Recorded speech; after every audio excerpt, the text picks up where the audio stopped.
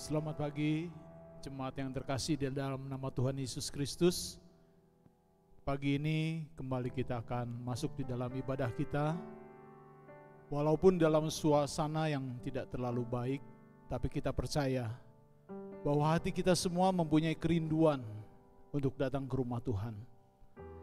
Oleh karena itu, saya mengajak jemaat sekalian untuk sama-sama datang ke rumah Tuhan di dalam hati kita masing-masing, di dalam penyembahan kita, dan juga kita mengingat sebuah firman yang berkata dalam Roma 12 ayat 1, karena itu saudara-saudara, demi kemurahan Allah, aku menasihatkan kamu, supaya kamu mempersembahkan tubuhmu sebagai persembahan yang hidup, yang kudus, dan yang berkenan kepada Allah. Itu adalah ibadahmu yang sejati. Kita akan menyambut firman Tuhan ini dengan sebuah pujian, oleh kuasa darah-Mu.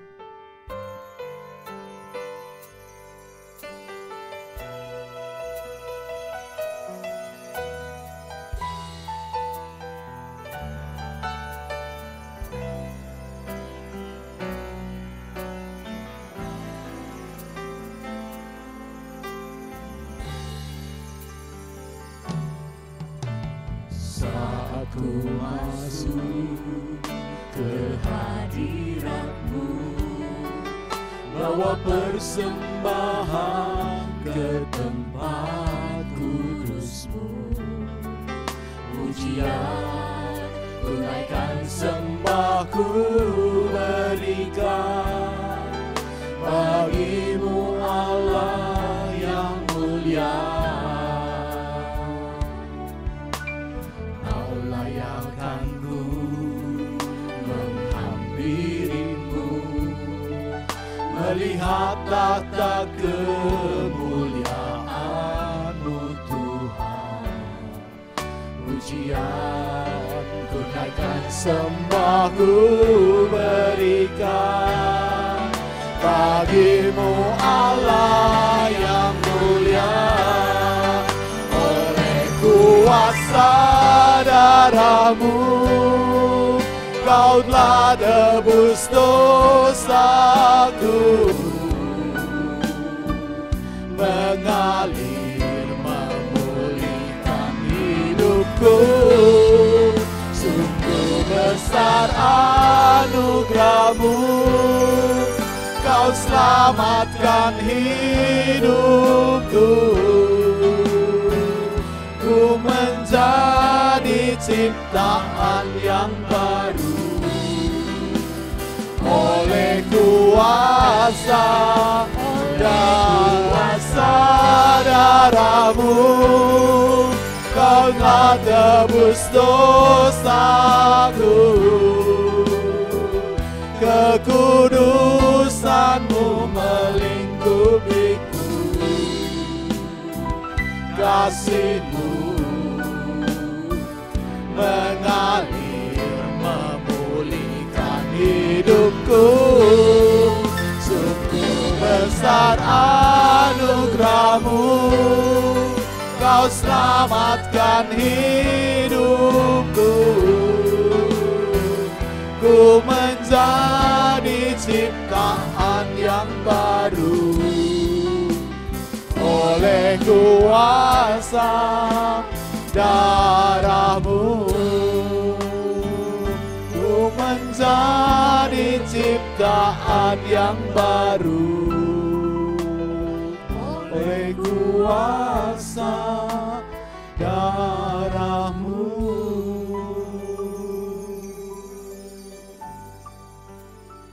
Mari jemaat sekalian, kita akan sama-sama masuk di dalam doa. Bapa kami yang ada di surga, sekali lagi dalam kehidupan kami boleh datang menghampiri tahta-Mu yang kudus.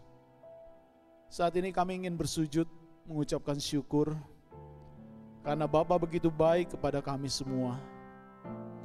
Di tengah-tengah keadaan yang tidak begitu baik Tuhan, isu yang merebak, virus, corona, tapi kami percaya, kami hanya mau mengandalkan Tuhan saja dan menyandarkan diri kami sepenuhnya kepada Tuhan.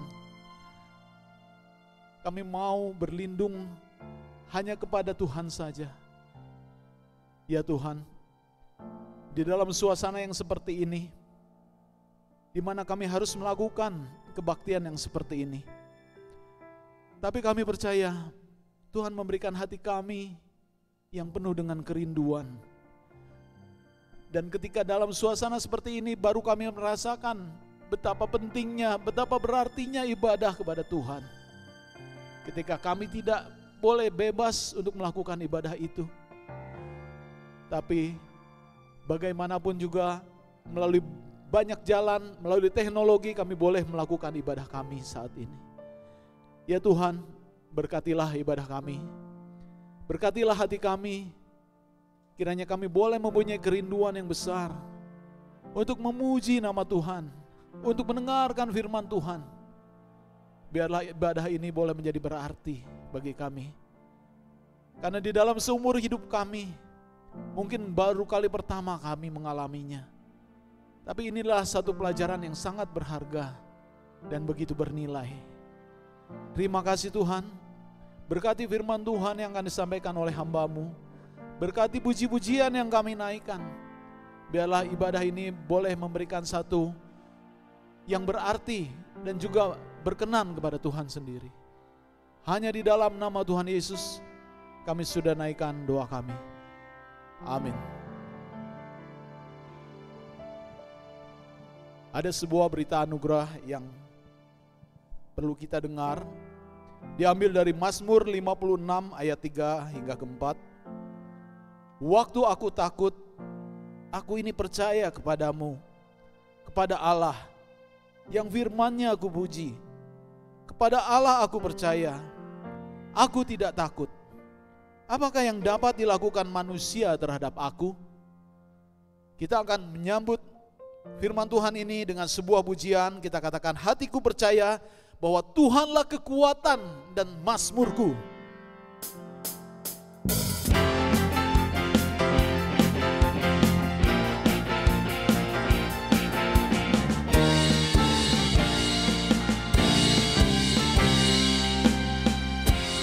Tuhanlah kekuatan dan mazmurku, ya gunung batu dan keselamatanku. Hanya padamu hatiku percaya, Kaulah menara dan kota perlindungan.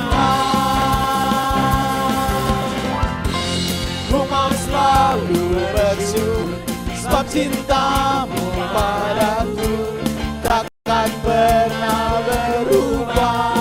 Hatiku percaya walau bumi bergoncang, gunung-gunung beranjak, namun kasih setiamu tak pergi dariku. Ku mau selalu bersyukur sebab cintamu padaku takkan pernah berubah.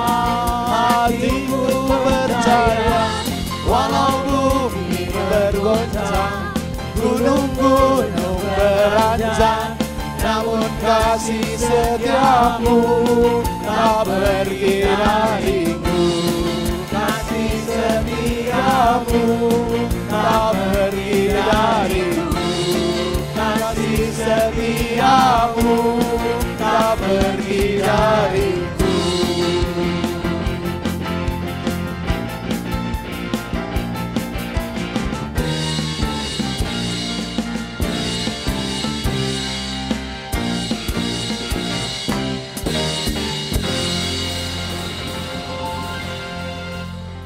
Saya undang jemaat untuk bangkit berdiri. Kita akan sama-sama mengaku iman kita dengan membacakan pengakuan iman rasuli. Aku percaya kepada Allah, Bapa yang Maha Kuasa, Khalik langit dan bumi, dan kepada Yesus Kristus, anaknya yang tunggal Tuhan kita, yang dikandung dari Roh Kudus, lahir dari anak darah Maria, yang menderita sengsara di bawah pemerintahan Pontius Pilatus, disalibkan, mati dan dikuburkan, turun ke dalam kerajaan maut. Pada hari yang ketiga, bangkit pula dari antara orang mati, naik ke surga, duduk di sebelah kanan Allah, Bapa yang Maha Kuasa. Dan dari sana ia akan datang untuk menghakimi orang yang hidup dan yang mati. Aku percaya kepada Roh Kudus, gereja yang kudus dan persekutuan orang kudus, pengampunan dosa, kebangkitan orang mati, dan hidup yang kekal. Amin. Silakan duduk. Firman Tuhan pada pagi ini akan disampaikan oleh Pendeta Emeritus Henry Everin. Sebelumnya kita akan mempersiapkan hati kita untuk menerima firman Tuhan. Kita akan menaikkan sebuah pujian dan kita akan mengatakan bahwa Tuhan, inilah hidupku.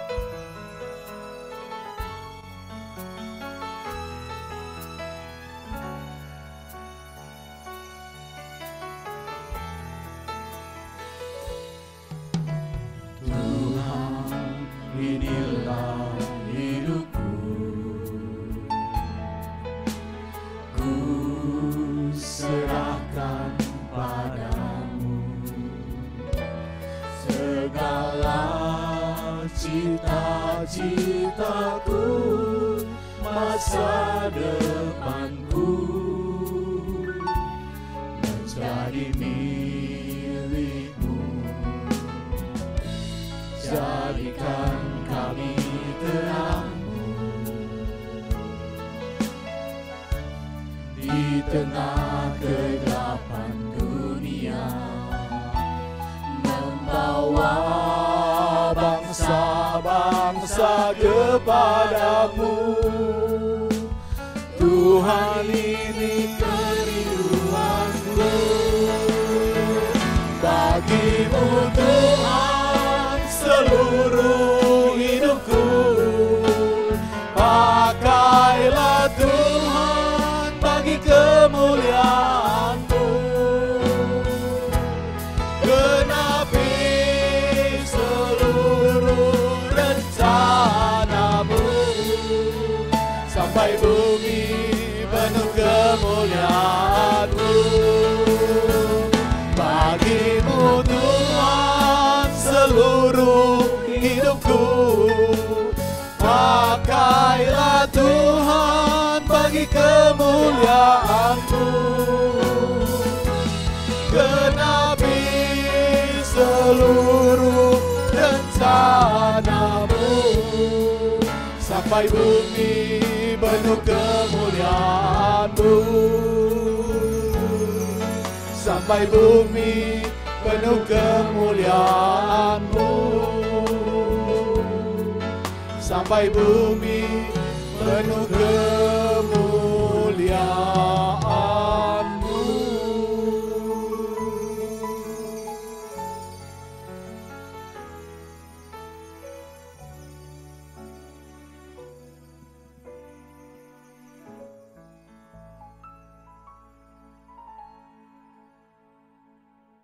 Selamat pagi jemaat sekalian yang dikasihi oleh Tuhan. Pada pagi hari ini kita akan bersama-sama merenungkan satu tema, khususnya di dalam kita menghadapi minggu-minggu yang saya kira banyak di antara kita merasa gelisah, merasa khawatir dan sebagainya. Jadi topik yang akan saya bagikan adalah sikap orang percaya menghadapi wabah COVID-19. Untuk itu kita akan melihat dua bagian firman Tuhan yang terambil dari Mazmur pasal yang ke-27, ayat yang pertama sampai dengan ayat yang kelima, dan kemudian bagian yang kedua di Perjanjian Baru, yaitu 2 Timotius pasal yang pertama, ayat yang ke-7. Mazmur 27 ayat yang pertama sampai dengan ayat yang kelima, aman dalam perlindungan Allah. Tuhan adalah terangku dan keselamatanku. Kepada siapakah aku harus takut? Tuhan adalah benteng hidupku. Terhadap siapakah aku harus gemetar? Ketika penjahat-penjahat menyerang aku untuk memakan dagingku, yakni semua lawanku dan musuhku, mereka sendirilah yang tergelincir dan jatuh. Sekalipun tentara berkemah mengepung aku, tidak takut hatiku. Sekalipun timbul peperangan melawan aku, dalam hal itu pun aku tetap percaya. Itulah yang kuingini, diam di rumah Tuhan seumur hidupku, menyaksikan kemurahan Tuhan dan menikmati baik-Nya. Sebab ia melindungi aku dalam pondoknya pada waktu bahaya. Ia menyembunyikan aku dalam persembunyian di kemahnya. Ia mengangkat aku ke atas gunung batu. Bagian yang kedua yaitu dari 2 Timotius pasal yang pertama ayat yang ke-7 berbunyi demikian. 2 Timotius pasal yang pertama ayat yang ke-7. Sebab Allah memberikan kepada kita bukan roh ketakutan, melainkan roh yang membangkitkan kekuatan, kasih, dan ketertiban. Sampai di sini pembacaan firman Tuhan. Yang berbahagia adalah mereka yang mendengar, menyimpan firman Tuhan dalam hatinya, serta melaksanakan dalam kehidupannya. Sebelum kita merenungkan bagian firman Tuhan ini, mari saya undang kita semua untuk tunduk kepala dan kita berdoa bersama-sama. Kami datang kepadamu ya Tuhan pada pagi hari ini. Terima kasih kesempatan kami boleh beribadah bersama-sama, boleh mendengarkan sebagian daripada firman-Mu di tengah-tengah situasi yang begitu bergejolak di negara kami maupun juga secara internasional. Ya Tuhan, kami percaya bahwa dari firman-Mu lah kami beroleh kekuatan dan penghiburan. Dari firman-Mu lah kami bisa berdiri tegak menghadapi apapun tantangan dan kesulitan yang ada di depan kami. Terima kasih ya Tuhan, berbicara kepada setiap kami, pakailah hamba-Mu pada pagi hari ini. Demi Kristus Yesus, Tuhan dan Juru Selamat kami yang hidup, kami naikkan doa ini. Amin. Bapak, Ibu, dan saudara sekalian yang dikasihi oleh Tuhan, kita mengetahui bahwa pemerintah sudah menghimbau atau mengumumkan supaya ada masa 2 minggu yang dikatakan untuk memutus rantai daripada penyebaran COVID-19 ini. Nah, saudaraku sekalian, karena itulah maka gereja kita juga mengikuti himbauan dari pemerintah untuk selama 2 minggu, yaitu minggu ini tanggal 22 Maret dan tanggal 29 Maret kita akan menghentikan dahulu ibadah hari Minggu dan menggantinya dengan ibadah online atau streaming. Bapak Ibu sekalian, memang ini adalah satu saat di mana barangkali seumur hidup saya atau sebagian besar saudara-saudara belum pernah mengalami kondisi wabah seperti ini yang sudah dinyatakan oleh WHO sebagai satu pandemi, artinya adalah satu wabah yang global atau internasional. Saudara, dari data yang saya peroleh bahwa sampai dengan kemarin sudah ada 166 negara yang terjangkit wabah corona ini. Ada 207.000 orang yang sudah terkena penyakit atau terkena wabah COVID-19 ini. Yang meninggal jumlahnya total sampai dengan data kemarin yaitu 8.648 orang yang meninggal. Dan yang menarik saudaraku sekalian, untuk pertama kalinya dikatakan bahwa jumlah korban yang meninggal di Italia melebihi jumlah korban yang meninggal yang ada di Tiongkok, di mana wabah itu pada mulanya dimulai. Bagaimana dengan Indonesia? Saudaraku sekalian, barangkali sampai masih 3 minggu yang lalu mungkin ya, atau bahkan 2 minggu yang lalu, 3 minggu yang lalu ya, masih banyak orang yang tertawa ketiwi ya kan, mengatakan bahwa Indonesia rupanya adalah satu-satunya negara yang kebal dari corona.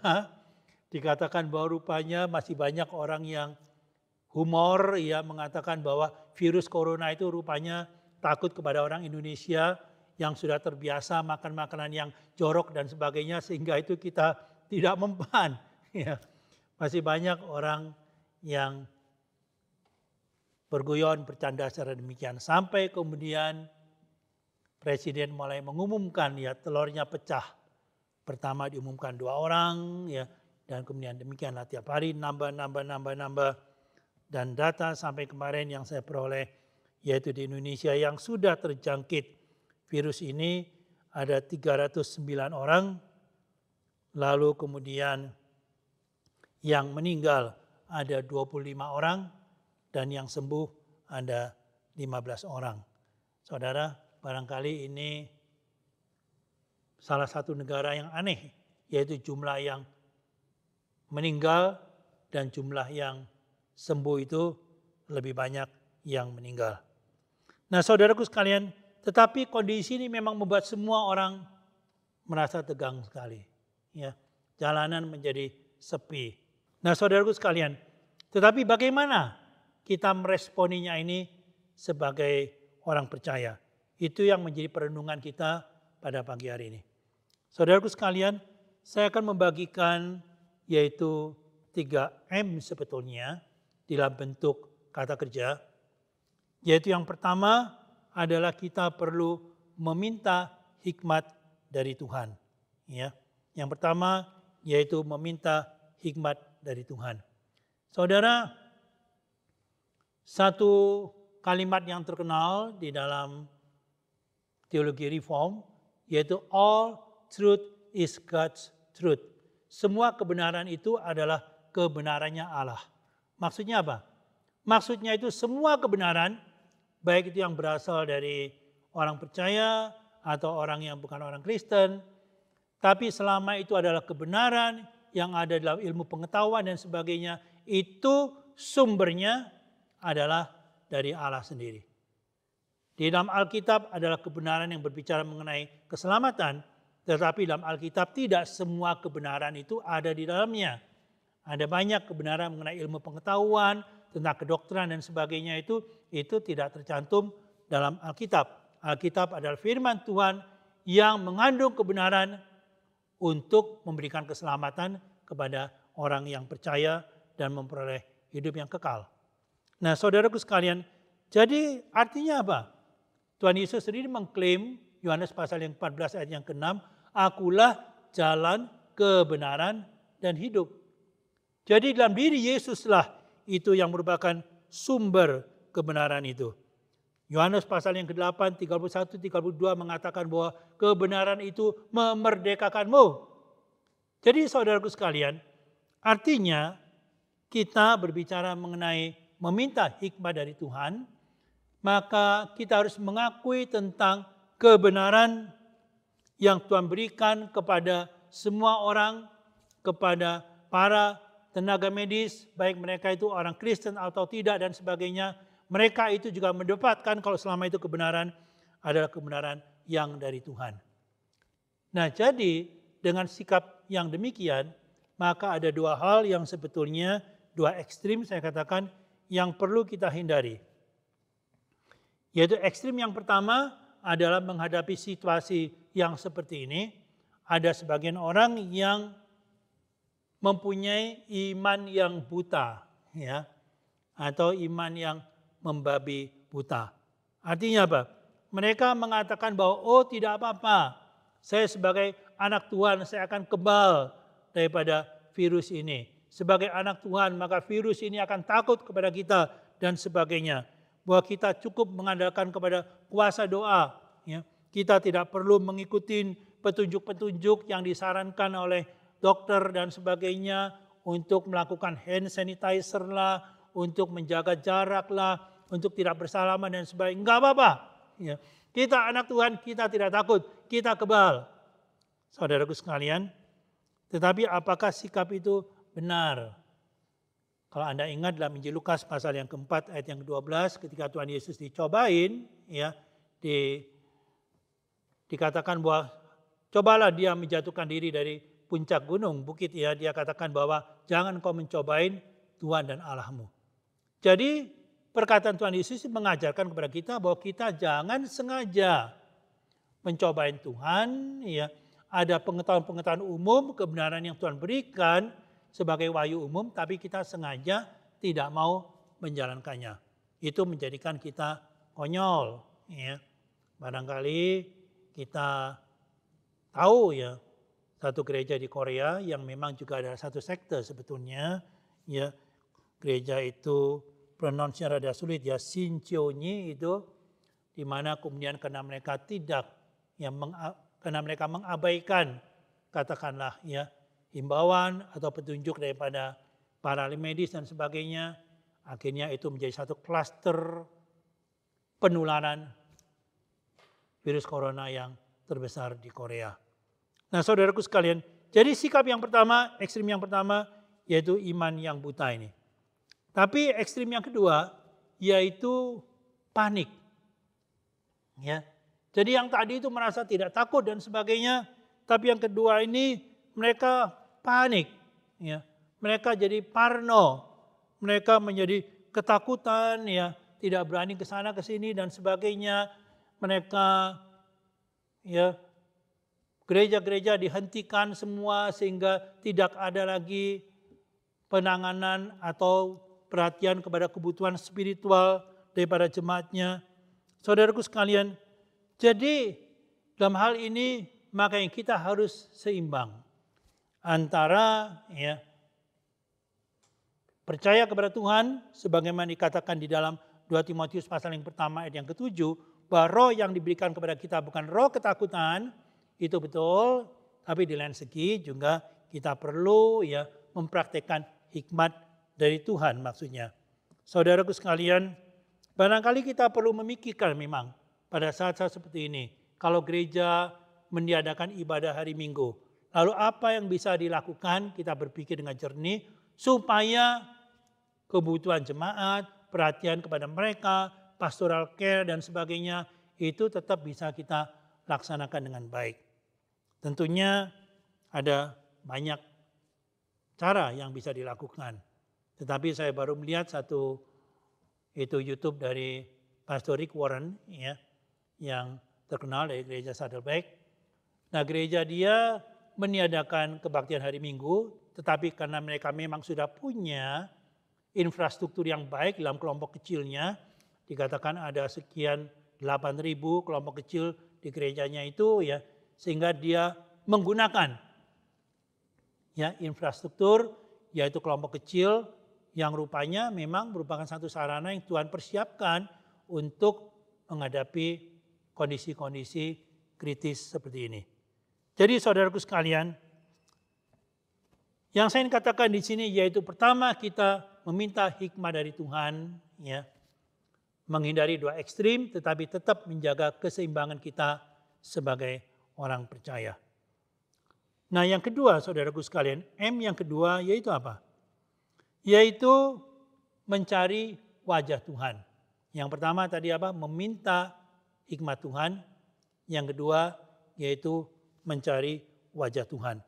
Saudaraku sekalian, di dalam 2 Tawarik pasal yang ke-7, ayat yang ke-13 sampai dengan ayat yang ke-15, khususnya ayat yang ke-14 ini adalah bagian yang saya sangat suka sekali, ya. Yaitu firman Tuhan mengatakan, dan umatku yang atasnya namaku disebut merendahkan diri, berdoa dan mencari wajahku, lalu berbalik dari jalan-jalan yang jahat, maka aku akan mendengar dari surga dan mengampuni dosa mereka serta memulihkan negeri mereka. Saudaraku sekalian, firman Tuhan diberikan pada waktu bangsa Israel juga mengalami bencana yang bermacam-macam, sakit penyakit dan juga serangan daripada bangsa yang bukan umat Allah, ya. Jadi firman Tuhan memberikan kepada mereka satu guidance yang jelas sekaligus bagaimana apa yang harus dilakukan oleh umat Tuhan, yaitu harus merendahkan diri, ya, berdoa, mencari wajah Tuhan. Itu yang saya katakan di sini. Artinya apa? Mencari wajah Tuhan yaitu kita sungguh-sungguh datang teduh di hadapan Tuhan, merendahkan diri dan kita mengakui bahwa Dia adalah Tuhan, mengakui bahwa barangkali ada dalam kehidupan kita yang selama ini mungkin kita harus luruskan kembali di hadapan Tuhan. Saudaraku sekalian, artinya juga bahwa kita merendahkan diri itu, ya. Kalau tadi yang pertama kita mencari hikmat Tuhan, tapi yang kedua jangan kita kemudian merasa arogan, ya. Kita merasa bahwa ilmu pengetahuan sudah maju, ilmu kedokteran sudah maju. Jadi kita mengandalkan kepada sains adalah segala-segalanya yang bisa menjawab segala sesuatu sehingga kita tidak butuh Tuhan dalam kehidupan kita. Saudaraku sekalian, kalau saya boleh katakan bahwa apa pelajaran rohani bagi kita dengan adanya wabah corona ini. Bagi saya, saudaraku sekalian, satu pelajaran rohani yang sangat penting sekali, bahwa manusia itu bukan apa-apa. Dengan segala pencapaian yang kita rasa manusia itu hebat, ya kan? Tetapi ketika diserang satu virus yang begitu kecil, yang mata kita nggak bisa lihat saking kecilnya, ya, yang hanya bisa dilihat dengan mikroskop, dan mikroskop biasa itu tidak cukup, harus dengan elektron mikroskop itu istilahnya. Baru kita bisa melihat dengan jelas tentang virus ini. Jadi diserang dengan virus yang demikian kecil itu, kita tidak berdaya dengan semua kehebatan dan pencapaian kita sebagai manusia. Saudaraku sekalian, dan kejadian Menara Babel itu memang terulang kembali. Ketika manusia bisa membangun Menara Babel semakin tinggi, merasa semakin hebat, disitulah seringkali Tuhan mengizinkan sesuatu yang terjadi untuk manusia itu sadar bagaimana siapakah dirinya sebetulnya di hadapan Tuhan. Saudaraku sekalian, saya katakan bahwa jangan Anda kaget ya, bahwa banyak para ahli, peneliti, khususnya lingkungan dan sebagainya, yang mengatakan bahwa pada tahun-tahun mendatang, jangan Anda kaget bahwa virus-virus semacam ini akan bermunculan kembali, virus-virus baru yang manusia tidak tahu bagaimana mengatasinya dan sebagainya, akibat karena global warming, akibat karena ekosistem yang sudah kacau dan sebagainya. Ya, jangan heran saudara, maka kita akan berjumpa kembali dengan hal-hal semacam ini. Karena itu kita perlu sungguh-sungguh saudaraku sekalian datang ke hadapan Tuhan dengan merendahkan hati kita. Amsal 16 ayat yang ke-18 mengatakan bahwa kecongkakan itu adalah awal kehancuran. Saudara, artinya apa? Mari kita sungguh-sungguh introspeksi. Siapa diri kita ini di hadapan Tuhan. Kita memakai waktu-waktu di mana kita banyak waktu di rumah ini untuk merenungkan kembali hubungan kita dengan Tuhan. Saudara, saya melihat cuplikan dari 3 saudari ya, itu ada ibu dan anak itu yang pasien 01, 02, 03 ya, yang kemudian sembuh itu rupanya ya mereka tidak mengatakan ya mereka agamanya apa, tapi nampaknya sebenarnya mungkin orang Katolik ya.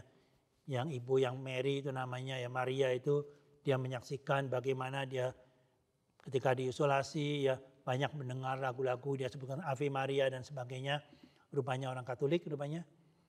Tapi dia mengatakan satu hal bahwa mereka itu adalah ya punya sekolah dansa dan sebagainya, menari, rupanya ekonominya juga cukup ya. Dia katakan bahwa akhirnya ketika dia dinyatakan positif, dia sangat terkejut sekali bahwa rumah, bahwa mobil, bahwa yang dia punya semua ini ternyata dia sadari itu bukan apa-apa. Ya. Dan di dalam ruang isolasi itu dia menyadari bahwa yang terpenting sebetulnya yaitu bagaimana kita kembali kepada hubungan kita dengan Tuhan. Saudaraku sekalian, yang kedua, yang kedua itu yaitu mencari wajah Tuhan. Dan yang ketiga, yang terakhir, bagaimanakah sikap kita menghadapi wabah corona ini? Yaitu mempercayakan diri kepada Tuhan. Ya. Jadi meminta hikmat Tuhan, mencari wajah Tuhan, dan yang ketiga, mempercayakan diri kepada Tuhan. Artinya apa? Artinya apapun yang terjadi dalam kehidupan kita, kita percaya bahwa semuanya itu masih under control, di bawah kendali Tuhan. Bukan berarti bahwa dia sudah tidak bisa lagi mengendalikan apa yang terjadi di dalam dunia ini. Tidak. Ya, kita percaya segala sesuatu terjadi ada dalam kendali Tuhan, termasuk juga kita sebagai orang percaya. Kalau Anda ingat kisah Yusuf dalam kitab Kejadian ya, ketika bagaimana dia dijual oleh saudara-saudaranya dan akhirnya melalui banyak sekali kesulitan dalam kehidupannya itu, masuk penjara karena fitnah dan sebagainya, tapi akhirnya diangkat menjadi sekelas dengan Perdana Menteri, hanya orang kedua setelah Firaun. Akhirnya dia mengatakan ketika kakak-kakaknya ya kan datang ke hadapan Yusuf, mereka minta ampun, Yusuf mengatakan apa? Engkau mereka-rekakan yang jahat, tetapi Allah mereka-rekakan yang baik. Jadi saudaraku sekalian, dalam kondisi seperti ini pun kita tetap percaya bahwa Allah sedang berkarya, sedang mereka-rekakan, membawa kepada sesuatu kebaikan yang barangkali dalam keterbatasan kita sebagai manusia pada saat ini kita tidak mengerti. Tetapi kita tahu bahwa ada satu proses tangan Allah sedang bekerja. Saudaraku sekalian, saya baru membaca satu artikel yang menarik, ditulis oleh seorang yang bernama Lehman Stone. Ya. Dia mencoba meneliti dari sejarah gereja. Bagaimana sikap orang percaya menghadapi wabah. Ada 3 hal, 3 kejadian yang khusus yang dia sebutkan. Yaitu Antonine Plague, ya, wabah Antonin pada abad yang kedua. Itu terjadi dikatakan membinasakan hampir 1/4 daripada orang-orang yang berada di wilayah Kekaisaran Romawi. Tetapi orang-orang percaya pada waktu itu begitu mereka tidak lari, mereka melayani orang-orang yang kena wabah dan sebagainya. Sehingga itu menjadi satu ledakan kekristenan yang luar biasa. Ledakan orang percaya yang luar biasa melihat kesaksian hidup daripada orang-orang percaya itu. Ya. Wabah yang kedua yaitu the plague of Cyprian, ya Cyprian, itu terjadi pada abad yang ketiga. Sama juga ya, mengapa disebut dengan the plague of Cyprian? Karena itu adalah bapak gereja ya Cyprian yang banyak membahas tentang ini dan dalam khotbahnya banyak orang mendapatkan pencerahan dan kekuatan bagaimana menghadapi wabah itu. Tapi saudaraku sekalian sama juga ya, melalui wabah ini orang percaya sekali lagi mereka bersaksi, mereka merawat orang-orang yang lain yang ketakutan, mereka tidak berani menyentuh orang yang kena wabah itu. Tetapi orang-orang percaya ini menunjukkan kasih dan kepeduliannya kepada mereka. Sehingga itu juga menjadi satu ledakan kekristenan yang luar biasa. Itu juga ditulis dalam buku dari Rodney Stark ya, mengenai The Rise of Christianity. Saudara, dan yang ketiga yang disebutkan oleh artikel itu, yang sekarang juga banyak dibahas, dikutip ya, dan dibicarakan, yaitu bubonic plague, ya, yaitu wabah bubonic pada tahun 1527 di kota Wittenberg, itu kotanya Martin Luther. Ya. Jadi itu zamannya Martin Luther. Saudaraku sekalian, Martin Luther kemudian dia menulis ya, sebuah artikel yang terkenal dan sekarang lagi banyak didiskusikan ketika orang mencoba melihat bagaimana sikap kita menghadapi wabah corona ini. Judul artikelnya itu adalah ya, Shall Christians or Believers Flee from Plague? Apakah orang-orang percaya itu ya harus lari ketika menghadapi wabah itu? Saudaraku sekalian, Martin Luther memberikan bagaimana kesaksiannya, ya, bahwa orang percaya, para pejabat, dia katakan, para dokter tetap standby dalam pos mereka masing-masing. Ya, dokter dalam standby dalam pos mereka di rumah sakit mungkin, ya, para pejabat pemerintah, para hamba Tuhan standby itu melayani, ya, melayani domba-dombanya dan sebagainya. Dan di sini Luther memang membuktikan dirinya. Ya, dia tetap berada di Wittenberg. Banyak orang yang menyuruh dia pergi menyelamatkan diri, tapi dia standby di sana, melayani orang-orang yang terkena wabah itu. Dan memang dia membayar harga akhirnya. Seorang anak putrinya, gadisnya, ya, anak putrinya yang bernama Elizabeth meninggal kena wabah itu. Tetapi itu harga yang dia bayar. Saudara, artinya apa? Artinya sekali lagi menghadapi wabah seperti ini. Ya. Saudara, inilah waktunya kita menunjukkan iman kita dengan tenang di hadapan Tuhan. Kita tidak ketakutan. Kita bahkan kalau bisa melayani, kita tetap melayani.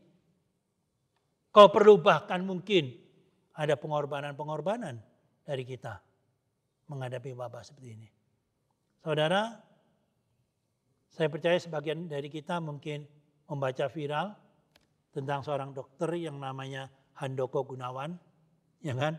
Yang berusia hampir 80 tahun tetapi dia di garis terdepan, ya, melayani orang-orang karena dia ada spesialis paru-paru. Anak-anaknya udah menganjurkan, ini papa udah tua, hampir 80 tahun. Ya, udah istirahat aja, ngapain ya? Sampai mati-matian dia subuh sampai jam 2 dan sebagainya merawat orang-orang itu. Tapi dia katakan apa? Dia katakan enggak apa-apa, justru papa sudah tua. Ya, kalau Papa meninggal juga nggak apa-apa. Tapi Papa sudah bisa melakukan yang maksimal kepada untuk kemanusiaan. Saudaraku sekalian, Dr. Handoko Gunawan ini alumni dari Semak 1. Ya, dan rupanya dia juga ayahanda dari salah seorang pengurus BPK Penabur di Jakarta. Saudaraku sekalian, inilah kesaksian-kesaksian yang saya kira menjadi satu berita-berita yang perlu kita, bukan hanya kita mendengar berita-berita yang menyeramkan, yang buat kita tegang, takut, lari dan sebagainya. Tetapi saudaraku sekalian, justru mari kita menghadapi semuanya dengan tenang. Percaya, kita berserah kepada Tuhan. Bahwa Tuhan sedang berkarya, membawa semuanya itu menjadi kebaikan bagi kita sekalian dan juga bagi saudara-saudara kita, baik mereka yang Kristen maupun non-Kristen. Kita bersama-sama bersatu padu menghadapi wabah corona ini. Saudaraku sekalian, 3M yang tadi saya berikan kepada saudara menyikapi wabah corona. Ingat, yang pertama meminta hikmat dari Tuhan. Yang kedua, mencari wajah Tuhan. Dan yang ketiga, mempercayakan diri kepada Tuhan. Mari kita tunduk kepala dan kita berdoa bersama-sama. Sekali lagi kami datang kepadamu ya Tuhan pada pagi hari ini. Terima kasih melalui firman-Mu, melalui catatan sejarah daripada orang-orang percaya, kami boleh belajar juga bagaimana kami seharusnya menghadapi wabah corona yang bagi sebagian orang sangat menakutkan ini. Tetapi bagi kami ya Tuhan, kami punya Allah yang hidup. Kami tetap meminta hikmat daripada Tuhan untuk menyikapi ini tidak dengan gegabah. Tetapi yang kedua, kami mau datang mencari wajah Tuhan dengan merendahkan hati kami. Dengan berdoa, dengan berbalik ya Tuhan dari jalan kami yang jahat. Dan kami percaya bahwa Engkau akan memulihkan negeri ini. Dan yang ketiga, kami akan mempercayakan diri kami kepada Tuhan sepenuhnya. Apapun yang terjadi, itu akan membawa kebaikan bagi kami, bagi umat manusia, bagi kami khususnya sebagai anak-anak-Mu ya Tuhan. Kalau perlu barangkali kami menunjukkan kasih perhatian kami. Kalau perlu barangkali ada harga yang harus kami bayar. Tapi kami siap untuk saat seperti ini menjadi saksi-saksi yang hidup bagi kemuliaan nama-Mu. Terima kasih ya Tuhan. Berkati seluruh jemaat-Mu dimanapun mereka berada. Kiranya damai sejahtera, penghiburan, kekuatan daripada Tuhanlah yang memenuhi hati mereka. Demi Kristus Yesus, Tuhan dan Juru Selamat kami yang hidup, kami naikkan doa ini. Amin. Sebagai respon terhadap firman Tuhan yang sudah disampaikan, saya undang jemaat untuk bangkit berdiri dan kita akan sama-sama menaikkan sebuah pujian, Berikan Ku Hati.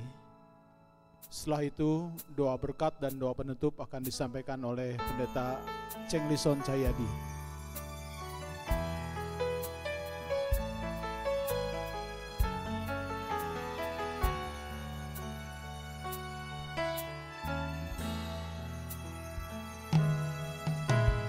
Berikan Ku hati seperti hati-Mu yang penuh dengan belas kasihan.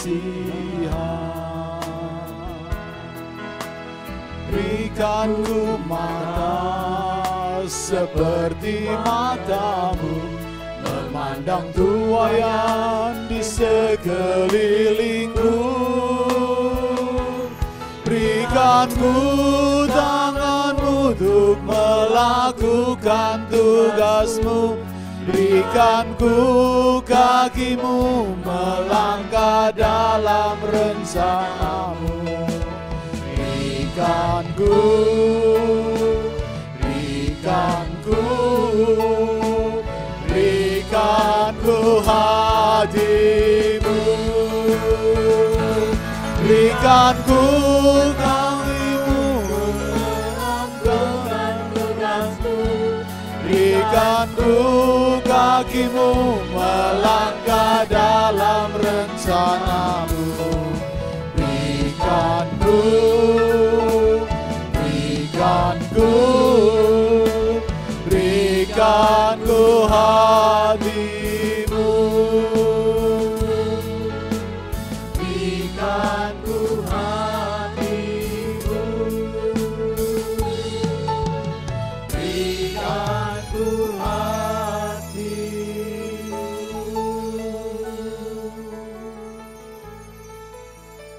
Ya Tuhan, berikanlah kami hati-Mu, hati yang mengasihi setiap orang, hati yang rindu menjadi anak-anak Tuhan. Kami bersyukur Engkau memberikan kesempatan kepada kami untuk berbakti pada hari ini di dalam segala keterbatasan yang ada. Kami percaya dimanapun kami berada, Tuhan hadir bersama dengan kami. Tuhan menyapa akan hati kami. Dan kiranya dalam situasi yang tidak mudah ini Tuhan, kami boleh tetap memandang kepada wajah Tuhan. Kami boleh tetap mencari akan hati Tuhan. Dan kami boleh menjadi saksi Tuhan dimanapun Engkau menempatkan kami. Jemaat yang dikasihi oleh Kristus, terimalah berkat Tuhan. Kiranya Allah Bapa yang menciptakan langit dan bumi, Yesus Kristus yang menyelamatkan kita, Roh Kudus yang menghibur dan mendampingi kita, menyertai engkau sekalian melewati waktu-waktu yang tidak mudah, sekarang dan sampai selama-lamanya. Amin.